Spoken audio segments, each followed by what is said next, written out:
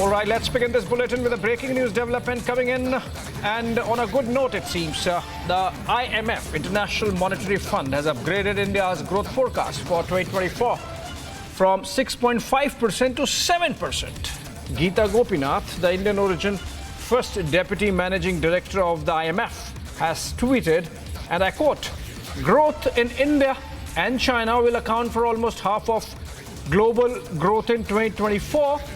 Growth in major advanced economies is more aligned. The euro area growth picks up as the US shows signs of cooling after a strong year." Now, if you look at these numbers, what it hides is that even if the euro area economies are doing strong, they are only at 4.4 or 4.3%, while India is going to be growing at 7% clip. And compare that, for example, with China, which is going to grow at about 5%. All right, let's go to another breaking news development, and which is now coming in from Bareilly, where Congress ally Maulana Taqir Raza, who has ignited a storm with his declaration that he is going to convert Hindu youth to Islam on July 21. He has been confronted by Republic TV. He remained defiant. Let's listen in. In an encounter in Doda last evening, 4 army soldiers, including an officer, in fact, of major rank, lost their lives in the line of duty when they were on a patrol duty in the forest looking for a terror module. Some terrorists have been active in the region.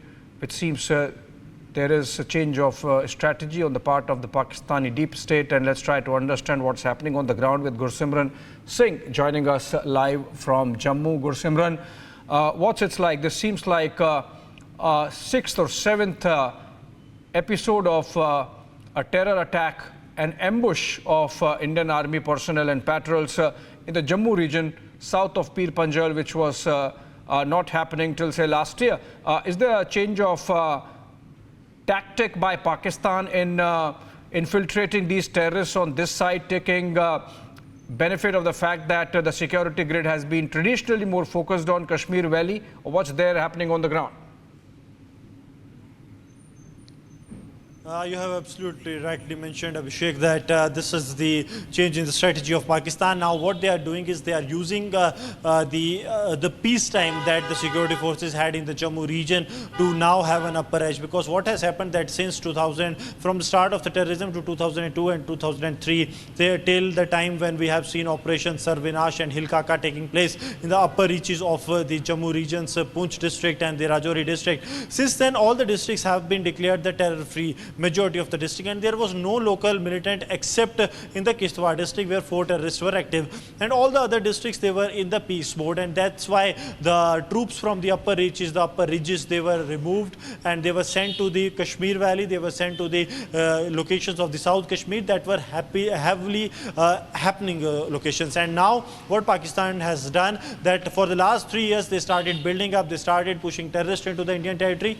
What used to happen, that there used to be series of, if we speak of a year's time, there used to be at least 2 Fidain attacks in the Jammu region, that terrorists are coming, infiltrating into Indian territory and then carrying out Fidain attack. But that all of a sudden stopped. What the Pakistan did, that they said that they don't want to waste the terrorists. The terrorists are now adopting the hit and run approach. What they are doing, they are carrying out the ambush attacks, and then they are mingling into the population or going into the deep forest. That gives them an automatic cover, and this has been new modus operandi.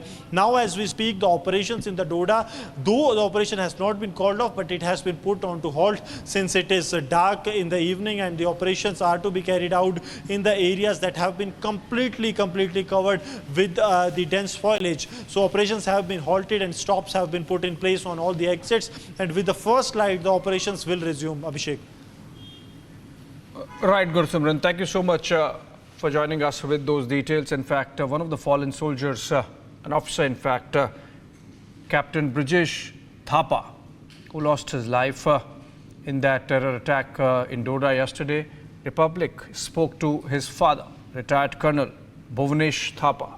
Listen to what he had to say when he spoke to Rakshita earlier in the day. Condolences for this loss, for your loss, of course, but we are proud of of Captain Brajesh Thapa. You've served in the army, and you know the challenges that Captain Thapa went through. This was a very difficult operation given the kind of terrain he was working on and the kind of conditions were there. What do you have to say, sir, on this?